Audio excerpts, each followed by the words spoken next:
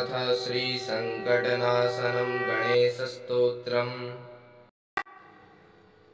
प्रणम्य शिरसा देवं गौरीपुत्रं विनायकं भक्तावासं स्मरेन्नित्यम् आयुः कामार्थसिद्धये।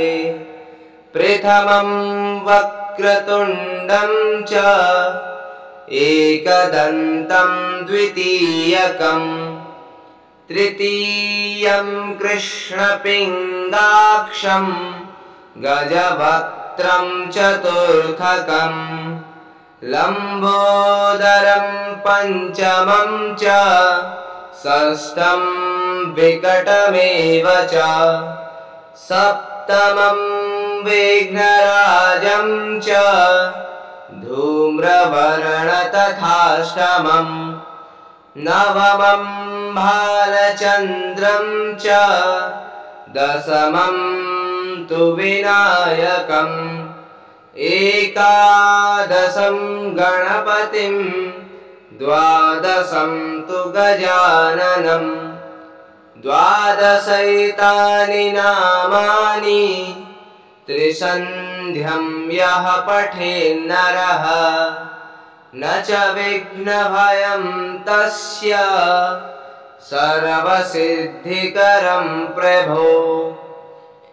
विद्यार्थी लभते विद्यां धनार्थी लभते धनं पुत्रार्थी लभते पुत्रान् मोक्षार्थी लभते गतिं।